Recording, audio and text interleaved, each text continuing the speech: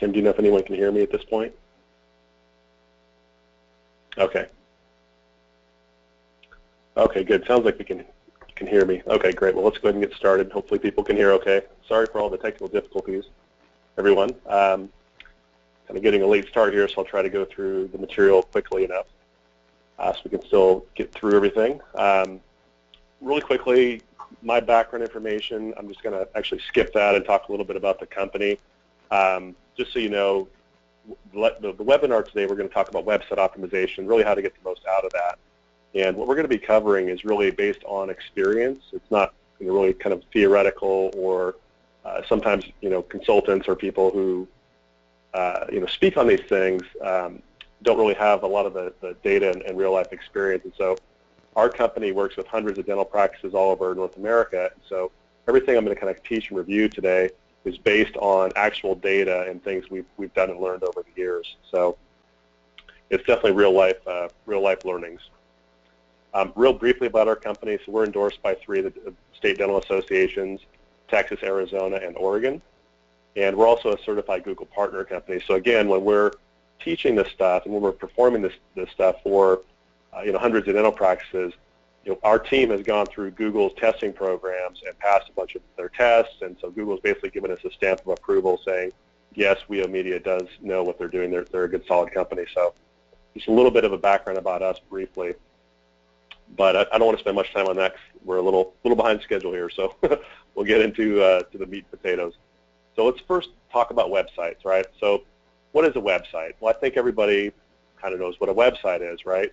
And I'm setting up a little bit of a trick question here because this is a website that people would see, right? We've got a logo, a picture, a video, some text, all that kind of stuff, right? Typical website. Well, this is also that same page. Not the entire website, but just this one page of the website is over 500 lines of programming code. So when we look at this is what people see. We see the website, the colors and the graphics and so forth, but this is what the search engine sees. So the search engine is looking for, all kinds of different information in that code to try and understand what the website's about, what type of business is it, where is it located, what type of services does it provide, all this type of information. So I'm not going to go into a great deal of detail on code today, but I just want people to kind of fundamentally understand that really when we build websites, there's 2 audiences we really need to consider, people and search engines. And most people who build websites, most companies that build websites, don't do it for both. Usually they'll build it for people, but they lack understanding on how search engines work, and so consequently the websites don't perform very well. So it's really important. We're going to talk about both. We're going to talk about what's important for people and for search engines, and we'll dig into some of the details. For people, obviously things that matter would be the design and layout, right? Does it look nice and professional? Does it have good content which educates and engages people? Is it easy to use, right? Do we have a nice user experience? Does it demonstrate expertise? And ultimately, does it really convert well? Meaning, does it encourage people to take the next step? If they come to your website, are they calling you, emailing you, or filling out an appointment request form? Those are the kind of the conversion elements we really want to have when people come to the website. So when we're building it for people, these are the things that really matter. When we're building websites with search engines in mind, it's a very different list. So search engines care about, is the content unique, for example? So we could have a page that explains, here's what a veneer is, or here's what a dental implant is, and if it could be technically 100% correct, but if that content also exists on other websites, then it's good for people. For the first audience, that's what people care about. Is it technically correct? Search engines actually don't care so much about is it technically correct. They just care about is it unique. And so it's really important when we're trying to optimize a website for search engines to really rank well and get a lot of high rankings in Google and get a lot of traffic, that all the content on your website is unique. And it's not just the written content, it's also the code. So if you go to the Dental Association, trade show thing, and you buy a website, a templated website from one of those kind of high volume website shops, the content's pretty much all going to be duplicate, and the code is going to be all duplicate. Because remember, the search engines are looking through that code, and so it's important to have as much content unique as possible, as well as code. That's the kind of thing that search engines care about. Another thing that they care about is really having kind of one topic per page. This is a common mistake a lot of people make on the dental website. They'll have like a cosmetic dental services page. We do veneers and bridges and inlays and onlays and crowns and all this stuff, implants and so forth. And they kind of list everything out on one page. And again, for people, that's okay. We understand the context. We understand that, okay, this is a list of services that this office provides. Makes sense, no problem. But for a search engine, that page really is not predominantly about one specific topic, so it's not really going to rank very well. It's much better to have, one page for each topic, so one page on veneers, one page on crowns, etc. When you do that and make sure the content is unique, that will have a big impact for search engines. They really like that. So, and there's a bunch of other things, but for the sake of time, we'll kind of move on. So when we're building the website, another big factor in the user experience and how it performs is, of course, is it optimized for mobile devices, right? So most people now have a smartphone. There are billions and billions of smartphones in active use now on the planet. And mobile optimized means it could be a tablet or a smartphone. And you've really got three options to optimize here. You could do nothing, which is not a good option, or you can do what's called a responsive design or a mobile optimized design. A responsive design is basically where the website will kind of automatically resize based on what you're viewing it through. So if I'm looking at a website on a smartphone or a tablet or a desktop or whatever, the website will kind of automatically resize itself. That's called responsive. That's one nice solution. Another solution is to have what we call a mobile optimized website, where we actually build a website that's dedicated for a very specific screen size.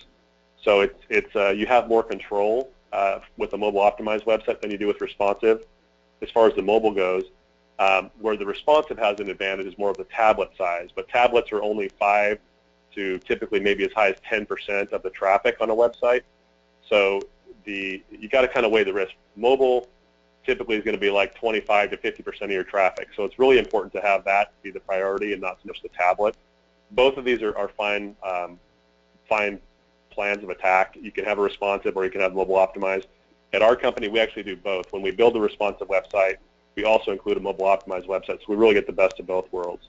But point being, you need to worry about this because, again, depending on where you're at, if you're in like metropolitan Phoenix, big city, okay, this is going to Los Angeles or Seattle, wherever you're at, most people are going to be online quite a bit on their phones.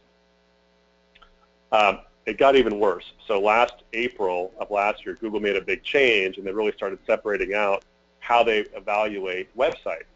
So on a desktop or a laptop, they kind of look at a set of criteria to see how you should rank. But then if you're searching on a mobile device, they look at a separate set of criteria to see how you should rank. So if your website's not mobile friendly, then odds are you're going to lose a fair amount of traffic and you're not going to rank as well. So that's a problem. Google does have this tool. It's a developer's tool that we can use, and it's basically there's 4 major criteria that Google looks at to see is your website mobile friendly. All we do is we enter your domain name in the Google test. We kind of hit go, and in about 45 seconds, it'll spit out this result, and it'll say, yes, it's mobile friendly, or no, it's not. And in this case, this is an oral surgery website from New York City. I just picked it because it wasn't mobile friendly, and it kind of demonstrates this. So this website is going to have a real challenging ranking well on 25 to 50% of the searches because it's not mobile friendly. So this is a problem. If you're not sure if your site's mobile friendly, you can send us an email. It literally takes us a couple minutes to run the test and send you the results. So if you want to email us, just info@weomedia.com. You can certainly just do that, and it's really easy for us to send you those results. There's no charge for that. It's just, we're happy to help. At a high level, another way to kind of, this doesn't exactly tell you what Google thinks, but you can kind of run a check for yourself. So the website on the left here, you can see the text is really small, the images, everything's really small, and it's hard to read. You're going to have to kind of pinch and expand that screen to read anything. That's not mobile optimized. The website on the right, you can see the buttons are bigger, the text is bigger, the images are bigger. It's mobile optimized or mobile friendly. These are some client websites we built. These are mobile websites. It's exactly what these look like on the mobile phone. And these are all considered mobile friendly designs. So you can see they've got big buttons, got big images, the text is easy to read. So these are considered mobile friendly by Google, and that's what you really need for your mobile website. Okay. I wanted to quickly kind of lay the platform, the foundation there for websites and mobile. What are the kind of the high-level things that are important? And then now I want to talk about website conversion, which is really an important aspect because really when you think about online marketing, it's primarily about 2 things. We want to drive traffic to that website, That's search engine optimization, pay-per-click ads, social media, review sites. There's a lot of ways to drive traffic to a website. Once we've got that website, once we've got that traffic right, then what we really want to do is convert that traffic. And so we call that website conversion. So drive traffic, yes, that's great, but if you don't convert the traffic effectively, then it's really a waste of time and money. So it's really important to make sure that the website is built properly and has all the elements that are really going to maximize your conversion rate. When you get great SEO performance, you get good rankings and good traffic, and you have a website that converts well, when those two things happen at the same time, that's when you can get really fantastic results from your online marketing. But the problem is these are kind of totally different things. They're different skill sets and different optimizations, and so having a company that understands all this, that's half the battle right there. So let's talk about this a little bit more. How you can think about your conversion rate on the website. Let's say you had website traffic of 100 people, and we had 5 calls, 5 emails, and 5 appointment requests. So we would have 15 response actions divided by 100 for the traffic. So you'd have a conversion rate of 15%, which actually would be pretty solid. So what we want to do is obviously maximize that conversion rate, get that as high as we possibly can. So how do we do that? Well, lots of things matter. We're going to go through maybe half a dozen examples, kind of look at the good, the bad, and the ugly, and show you some websites that convert well, that don't convert well, and kind of what the differences are. But at a high level, this is kind of a good list of things that are really beneficial for improving your conversion rate. Having a nice layout, and we'll talk about that in a minute. Having videos is a big deal. We'll talk about that in a minute. Content should be educational, all that kind of thing. So when it comes to videos in particular, this is a study that was put out by Search Engine Watch, which is a big SEO company. The study that they did, and this is true across all websites, not just dental websites, this is just generally true. When you have a web page with a video, it's going to be between 400% and 700% higher engagement response rates than a page that doesn't have it. So with online marketing, a lot of what we do with online marketing is an ongoing activity. Search engine optimization has to go every month. Social media has to be going constantly. A lot of the stuff that we do for SEO or for online marketing really requires ongoing efforts. With a video is one of the few things where we can produce a nice video, put it on the home page of that website, you pay for it one time, and it continues to yield and produce benefits for years and years. So we're huge advocates of video. Google's really big on video. In fact, YouTube, Facebook, and Google, all of them are dramatically changing their mobile platforms over the last year to really focus on video because within the next couple of years, over half of all traffic on the internet is going to be video. So it's a really big deal to start taking it. If you're not doing this already, you really need to seriously consider getting videos produced for your website. It helps your SEO and it helps your conversion. You kind of get 2 for the price of 1, which is great. If you're not familiar with what these videos should look like or could look like, on our website you can go to weodental.com, and we've got this little red circle thing there. If you go in the navigation menu, there's a drop-down menu under videos, and the first little item there says video examples. You can go there, and we've got about a half a dozen video examples you could watch, just so you can get a feel for producing a video, like what should it look like, how should this be done. These should be professional videos. Like if you're doing social media, it's fine to produce a video on your smartphone and put it on your social media. That's no problem. Do not do that for your overview video on your website. That should be professionally produced. So you need to make sure that looks good, and because it's representing your practice, right? The home page is the most important page on your website. It's where most of the traffic goes. So we really want that video to be really professionally well done and give a really positive image of your business when people come there. Another thing that affects how your website performs is what's called above the fold. So let's imagine the screen that we're looking at right now is what we see on our website.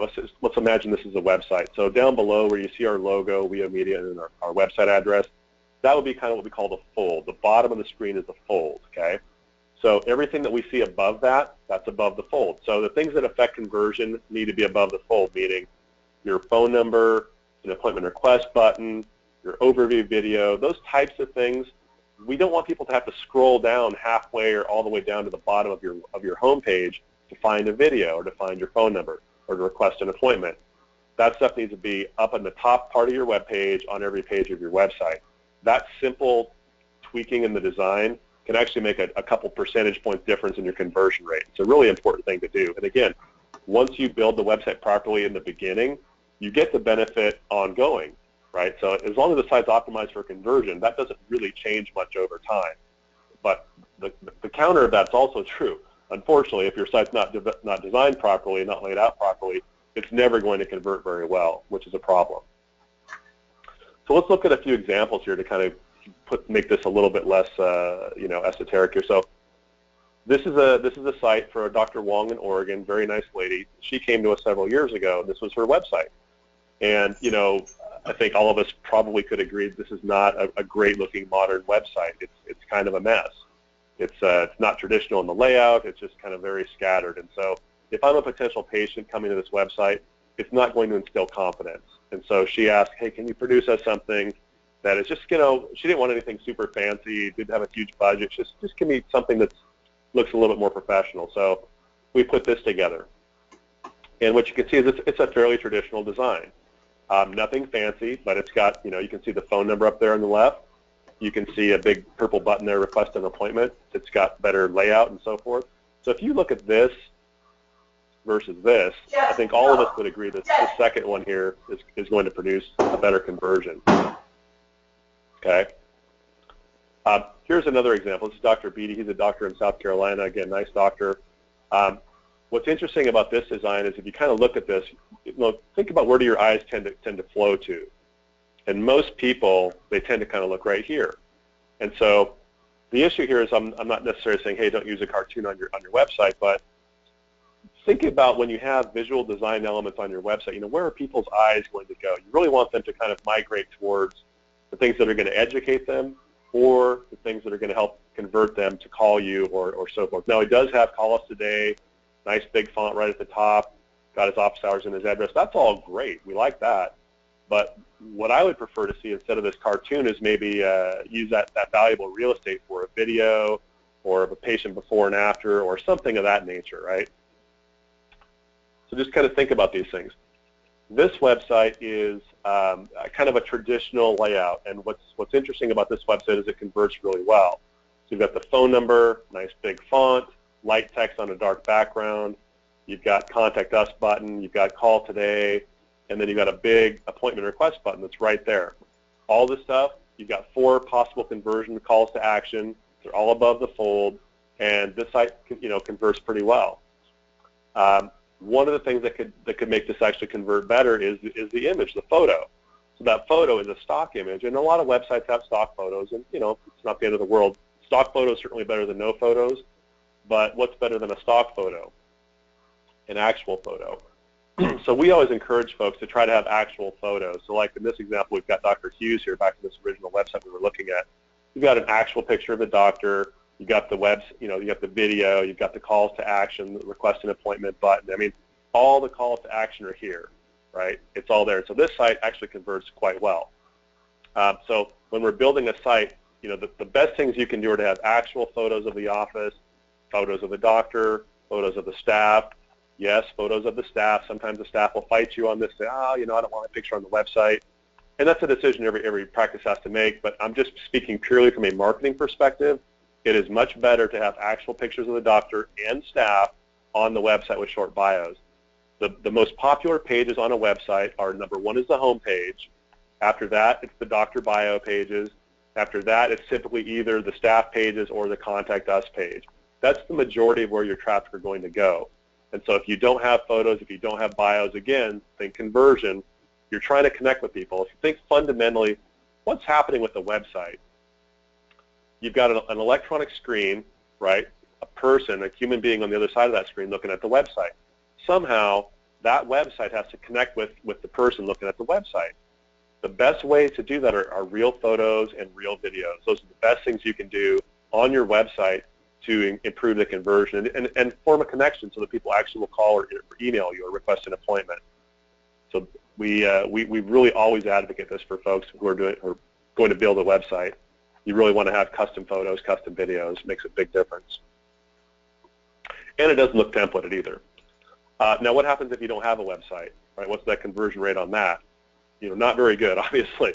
So it's not that, they still couldn't find your Facebook page, or maybe you've got a listing on Healthgrades or Manta. I mean, there's still going to be information about your business on the internet, but kind of think about it this way. Your website is the one piece of real estate on the entire internet that you really have 100% control over, or you should at least.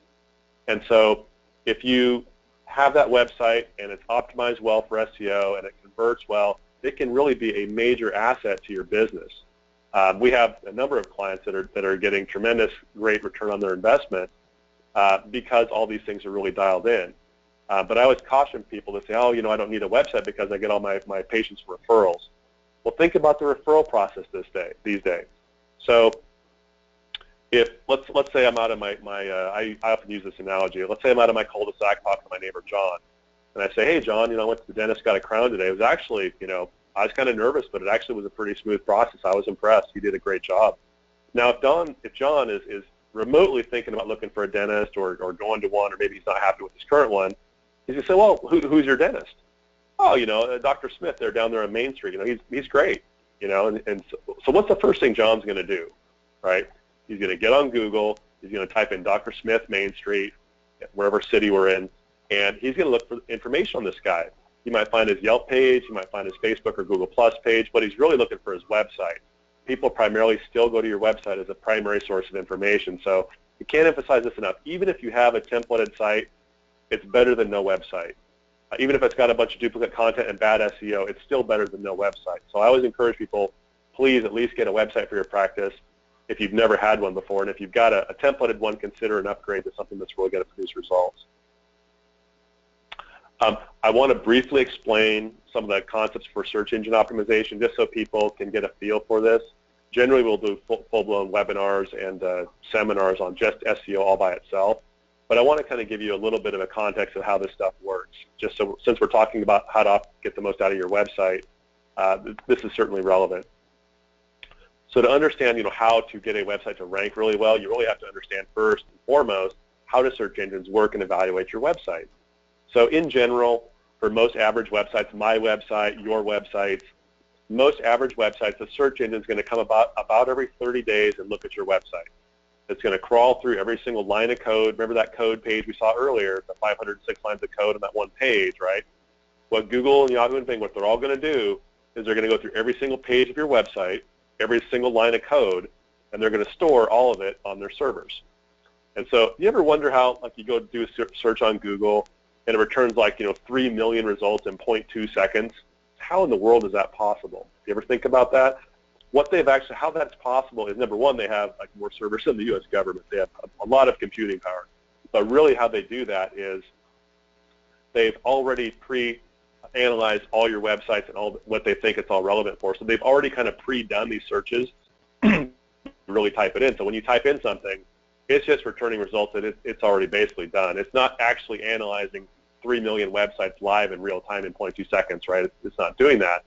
So what we need to understand about search engines then is about every 30 days, they're going to come back to your website and they're going to look at it and compare every single line of code to what it sees today, what it saw 30 days ago.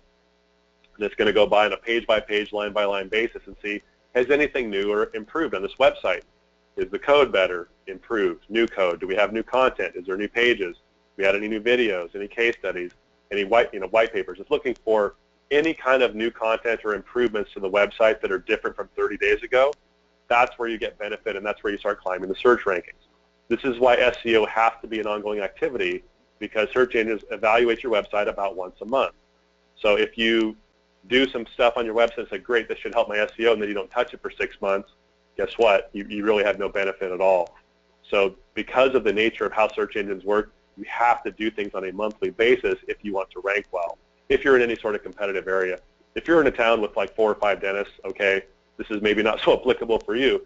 But for most of us, we live in areas where there's a fair amount of competition, so it's important to be active on your website. What is search engine optimization, really?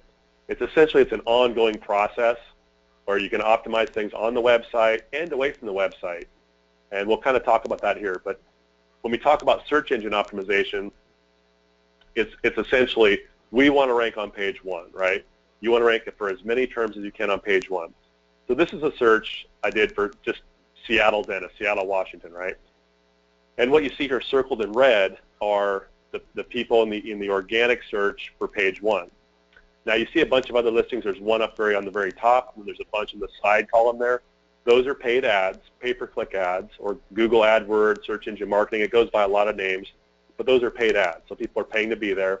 That's a whole separate conversation, which we won't talk about today, but that can produce a good return on investment as well if you do it properly, but a lot of people really kind of screw that up. And again, we don't have a lot of time to deal with that, but what I really want to focus on today is what's in the red box. So that's the SEO results. That's when you type in Seattle dentist, what's in the red box is what Google is telling me. This is what we think is most relevant for what you just typed in. So this is where we want to get people for as many search terms as we can. So this is, I would say, if you can consistently rank in your city on page 1 for a variety of search terms, this is where you can really produce a nice search result. So when we talk about search engine optimization, we're talking about getting ranked and showing up in this red block, not in the ads. The ads is a separate story. How do we get ranked on Google? Like, so just talking about Google, so Google has about 65 to 67% of all the search volume on the internet is through Google of search traffic. So when we talk about optimizing for SEO, we really are talking about optimizing for Google. Yahoo is around 12 to 15% of the traffic. Bing is around 20%. So Google is by far the big dog, which I think everybody knows. So we'll talk about Google. Google's algorithm, they have over 200 variables that it looks at to figure out how to rank your website. And what's worse is they make hundreds of changes a year. Last year they made between 500 and 600 changes last year to their algorithm. It's more than one a day. So unless you're like a full-time SEO professional, you have very little chance of understanding what's really happening on Google. We have an entire team of SEO managers, and it's a full-time gig for these guys keeping up on Google. It's a tough task. So when you're optimizing stuff, the good news is, yes, it's complicated. Yes, there's a lot of changes and there's a lot of technical aspects to it. But the good news is, fundamentally, the basics don't change. Google has, is, and always will care about quality content. That's ultimately what a search engine's job is to do, is return quality content. So if you have good quality content on your website that's unique and you can make some updates on a monthly basis, that has always helped your SEO. It helps SEO today, and 5 years from now, that will still help your SEO. So you don't need to be a code whiz bang. You don't need to be like our SEO team, who's a bunch of guys who doing this for over 10 years. They are really super dialed in on every little nuance of Google. You don't need to be that to get some benefit. If you focus on content generation and on a monthly basis, and you're consistent and diligent with that, that's pretty helpful. That's going to get you some pretty decent results. Now, there's a lot of other things that affect SEO as well. The code and the content here, of course, those are things on the website itself. There's another thing called incoming links to the website. So think about it this way. Other websites on the internet that have a link from their website pointing back to your website, that's called an incoming link to your website. The search engines look at the number of incoming links to your site as sort of like a popularity contest a little bit. Let's take two websites that basically have the same amount of content. They're both fairly unique. They both have good code optimization. So maybe those things are roughly a wash. One of the other factors that Google really looks at is maybe one website only has 3 other websites linking to it, but website number 2, that one has 55 links pointing to it. When the search engine looks at that and says, oh, wow, this website has 55 people linking to it, they're referencing that site, that must mean it's an important website. There must be some valuable information on this site because so many people are linking to it as a reference. So that can be a pretty important factor as well. So let's say you're in a study club, or you've got some friends in your dental society, or that you went to dental school with, or whatever. See if you guys can't figure out a way to link to each other's websites. That's a fairly helpful thing to do. There are lots of other ways to generate links, but that's kind of a whole other topic. Online reviews is also an SEO factor, a big SEO factor. So if you have active, consistent reviews getting posted on Google+, Yelp, Facebook, health grades, all those types of things are really helpful for your website, because the search engines have gotten a whole lot more sophisticated over the last 2 years at looking at the holistic activity of a business online. It's not just about your website anymore. It's about your social media, your reviews on Yelp, people referencing your site. There's all this stuff, blog posting, videos on YouTube. All this stuff is tied back to your website, and it all factors in to how your website ranks. Social media, of course, is no surprise that can affect your SEO as well. The big factors there it's not so much posting content. If you just post content, that's marginally a little bit useful for your SEO. If people engage with it, meaning they share it, they like it, they reply to it, they comment on it, that type of engagement, that's actually a very strong signal for your website SEO, believe it or not. So if you're really active on social media, you guys are posting stuff, and you've got great content, great information, and people are engaging it, and they're sharing it, and they're responding to it, that's going to actually be a pretty strong factor to get your website ranking better, believe it or not. So there's a lot of things like that online. That it's all roughly tied together. It's kind of crazy how it works. One other quick point I want to make here, we're almost kind of wrapping up. When you're thinking about either doing this yourself or selecting a firm to do it for you, you need to kind of remember back again that there are two types of audiences. There's people and there's search engines. And those are very different skill sets to optimize for. Website companies, they tend to focus on things like design, layout, content, is it correct, and all this type of stuff. And that's all good. That's all really good stuff to focus and worry about because, again, for the audience number one, the people, that's all really important. For audience number two, with the search engines, that's where an SEO company comes in. A lot of SEO companies don't really build websites. They just kind of focus on SEO. And a lot of people who build websites are like designers and people like that, and they don't necessarily understand how the search engines work. And so we see, I would say, the vast majority of our clients that come to WEO Media have one of these companies or the other. They have a company who's doing their website that doesn't really understand SEO, or they've got an SEO company, but their website's really ugly and has terrible content. And so it's usually one of those two things. So it's really important when you're thinking about, hey, if I want to invest in a website and online marketing and really get results, you really got to ask the questions for both. You want to see good websites. You want to see evidence that these guys know what they're doing for SEO. So ask those types of questions. I want to show a couple of case studies real quick too, because sometimes people say, well, what's the benefit of getting on page one, or why do I want to invest in SEO? So I just want to show what can happen when you do this stuff properly. This is a general dentist in a very competitive region. I'll kind of show you the data here. It's easier to read than the tables. So this is the website traffic. So we launched this website. Month one, there was 500 people coming to the website. That's already a pretty big chunk of volume, but this is in a really big competitive market. So if you're in a smaller kind of mid-sized market, this type of volume is not really possible because there's not that much search. But in this market, there's a lot of search. So you can see in about a couple months, we doubled the traffic, then we tripled it, then we quadrupled it. So basically within 9 months, we had a 400% increase in traffic. How did we do that? We did that by optimizing the code, by putting lots of unique content, one topic per page, by adding blogs and that type of stuff. So when you do the things that the search engines want you to do, they will normally reward you for it. So the traffic went up. Well, that's great. But again, we talked about earlier, online marketing is about two things, right? Traffic is job one, conversion is job two, which is like phone calls and appointment requests. So if the traffic goes up, but the phone calls don't go up, then really, honestly, who cares? It's not a vanity contest. People don't hire us because they just want to look like their website's ranking well. They hire us because they want to get new patient flow.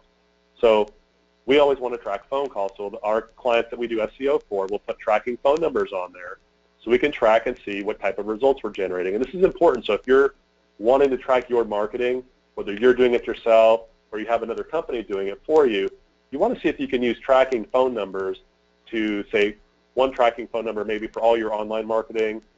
Maybe if you're doing some print ads, maybe use a separate tracking number for your print ads, a separate for your radio ads. So kind of each major marketing channel, you want to consider having a unique tracking number so you can really understand your return on investment. So these guys, obviously the phone calls went up, which correlated with the traffic, which is great. And here's the results for these guys. So, big increases in traffic and phone calls, solid conversion rate, double-digit conversions always, we're happy with that. And they were generating between 20 to 30 new patients from the online marketing per month.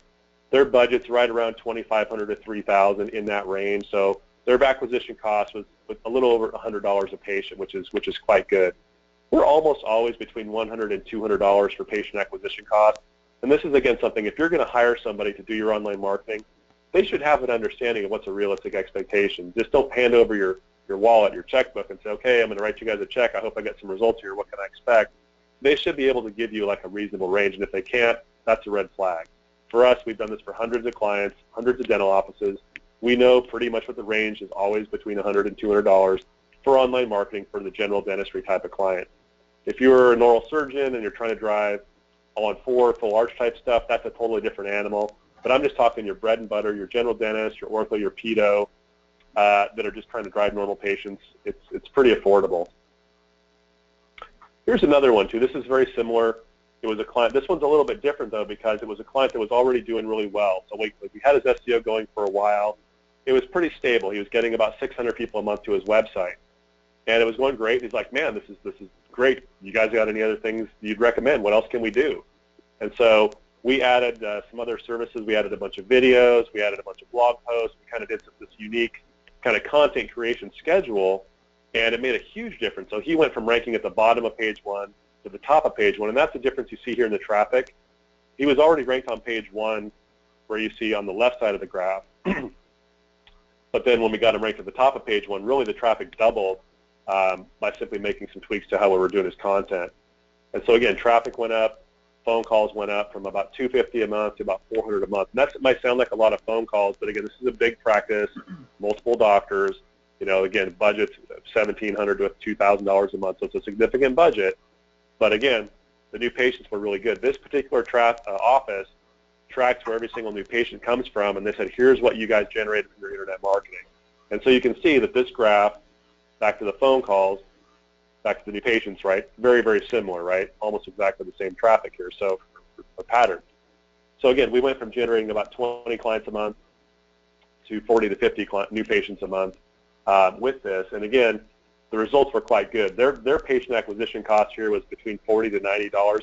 That's unusual. I will fully admit right now, I cherry-picked this example to show you this is not a typical result, but this is what can happen if you can get ranked really high on page 1 on Google. You can get ridiculously good return on investment. So that's why everybody's scratching and clawing, and they want to get ranked really high on Google, because if you can, the ROI is phenomenal. But it's not easy to do. And so, and we can't do this every time. Like we have, hundreds of clients. We don't get this result for most of our clients. Most of them are between $100 and $200. But sometimes, we are able to do that. So it's always a bit of a chess match with Google. There's all these changes. There's all these factors that matter. But bottom line is, if you partner with your marketing company, our customers, our clients that get the best results are the ones that work with us. They'll say, we'll have a monthly call with them and say, hey, here's how you could really help us, Doc. If you could send us some content on this, or if you could send over some before and after case studies, or if you could help us with this or that, we will tell you, here's the things that we want you to do to help us help you, so to speak, right? So you should look for that. So if you have a current online marketing customer or company, I'd really recommend you talk to those guys and say, hey, how can we work together? How can you help us get better results? What can we do? The people who get the best results at our company are the clients who engage with us and work with us as a partner instead of a vendor. They say, oh, we're paying you for the marketing, where's our results? Well, that's a fair statement. We will get the results, but we'll get a lot better results if you actually work with us. So just kind of keep that in mind. Don't necessarily always think of these guys as vendors. They can really be a strategic partner to your business if you find a good one. Okay, so wrapping up here.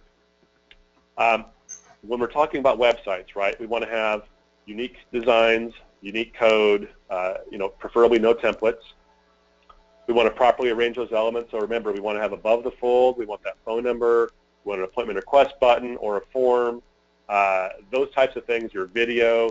We want those kind of, the further up the website, the better. If you have a design with a big, huge graphic image that's taking up a lot of valuable real estate above the fold, consider a smaller image and moving some of your conversion elements up. It'll make a big difference for you. We like unique content.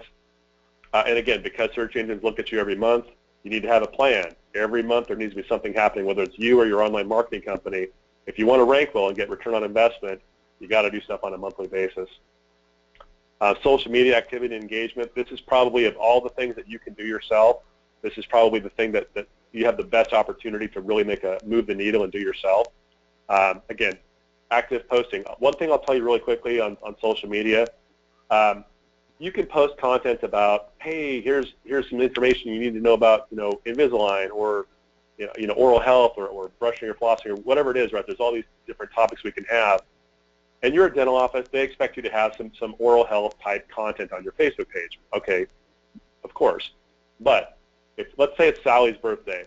You're in the lunchroom, you got a cake, everybody's singing happy birthday for Sally, you guys are all kind of clowning around back there.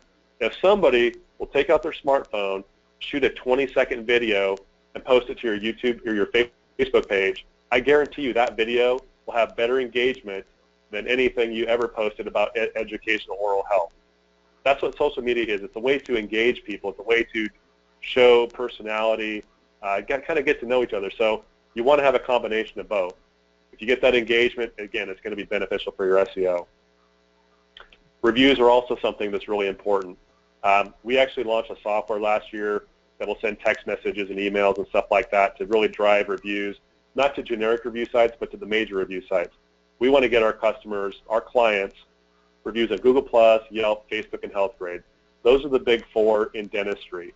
Everybody uses Yelp for restaurants, but a lot of people don't realize the second most searched category on all of Yelp is dentistry. They're looking for dentists on Yelp. So Yelp has kind of become like its own little mini Google for people searching for dentists. So if you don't have, a lot of reviews on Yelp, or if you haven't really paid attention to your Yelp page, I would highly encourage you to optimize that page, make sure it's got correct information. I'm not saying you necessarily need to do paid ads with them. I'm not advocating that, but I am saying you need to pay attention to it and make sure it's optimized. Okay, so we kind of blew through a lot of information here. One of the things we always offer folks when we do seminars and webinars and speak at conferences is if you would like to talk with one of our consultants about anything that's marketing, I mean, any topic's really fair game, honestly. If it's, website optimization or SEO or social media, how should I shoot a video? I'm thinking about doing some radio ads. I want to do a direct mail campaign. Whatever the topic is, we're happy to have that complimentary consultation session, talk with you, or meet with you in person if we have a consultant in your area. And also we'll do a free analysis of your website. So if you're not sure, I'm not sure if my code is optimized. I don't really know about these conversion elements, what he was talking about. Send us an email. Let us know. What we'll do is one of our consultants will actually take the time to go through and do a detailed analysis of your website, your code, your social media properties, your review properties, and we'll put together kind of a summary for you. It's like, here's an assessment of your overall online marketing. Here's where you're weak, here's where you're strong, here's what we recommend you do. And of course, we can help you with those things, but it's not a sales pitch. It's a consultation. So anyway, I really appreciate everybody's patience today. I know we had some technical difficulties at the beginning, so again, apologies for that. But I hope people got value out of this. If you have questions about online marketing in general, you can always visit our website at weodental.com or email or call me directly. My information's right there. I appreciate it today, and so I'll ask Kim if there's any questions. We can answer those now, or people can email me later on. Either way is fine. Sure. I think if anybody has any questions, they can put them out there. I want to apologize to everybody for our technical difficulties, and to Ian, to you also. I think I cut you a little short. Oh, it's okay. Very valuable information to share with them, because I know we all struggle with marketing, and no matter what kind of business it is, we can always do better at it, and technology is definitely giving us some changes. I'm not seeing any questions right now, but I know everybody has some after the fact, so please feel free to visit with Ian, their website, take advantage of what they're offering, and we look forward to having him hopefully again in another webinar in 2016. We want to thank everyone for joining us. So let's make it a great year, and watch for our next invitation. And thank you everyone for joining us. All right, thanks everyone.